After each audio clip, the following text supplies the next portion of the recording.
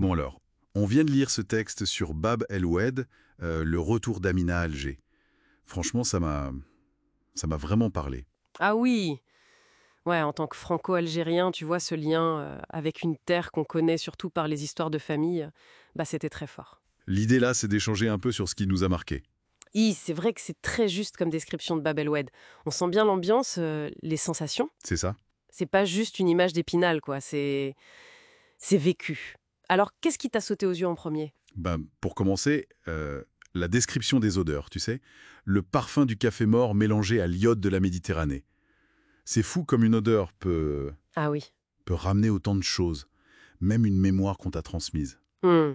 Ça m'a rappelé ce que disait sa grand-mère. Tu sentiras ton cœur battre différemment. Hmm. C'est tellement ça. C'est hyper représentatif de ce lien presque physique, même quand on est loin. Enfin, je pense que ça parle à beaucoup dans la diaspora. Oui, et ce mélange d'odeurs, c'est vraiment ça, hein, près du front de mer à Alger, et particulièrement vers Bab el-Oued.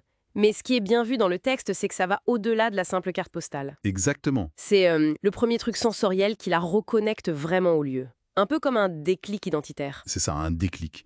Et après, il y a ce passage hyper fort sur la place des trois horloges.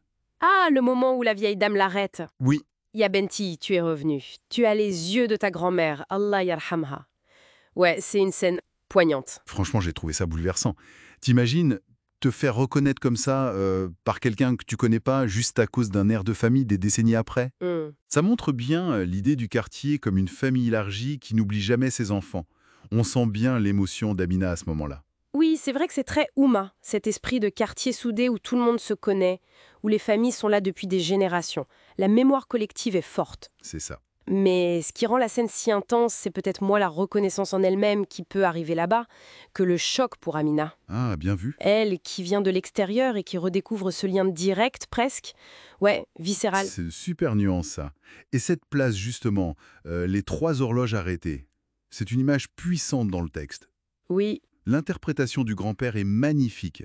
Comme nous, les exilés, chacun dans son fuseau horaire, mais le cœur toujours à l'heure d'Alger. c'est une place emblématique, hein, les trois horloges à Bab el-Oued.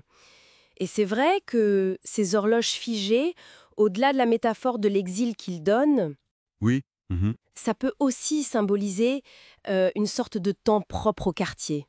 Un temps qui résiste, ancré dans la mémoire, dans l'attente aussi peut-être. Une permanence face au départ. J'aime bien cette idée.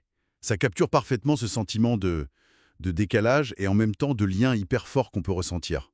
Plusieurs temps qui cohabitent en soi, quoi. Exactement. C'est cette tension entre le temps vécu ailleurs et le temps du cœur qui lui reste branché sur les origines. Au final, ce texte, il montre vraiment bien comment ce retour, ça permet à Amina de réparer quelque chose, une sorte de fissure identitaire. C'est ça. Elle n'est plus, comme elle dit, orpheline d'une terre imaginaire.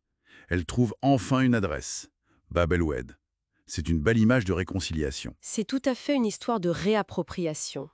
Et Bab el-Oued, là, ça devient le symbole de tous ces lieux chargés d'histoire, de mémoire affective, Hmm, qui semblent garder l'empreinte de ceux qui sont partis. Et ouais, attendent le retour des descendants.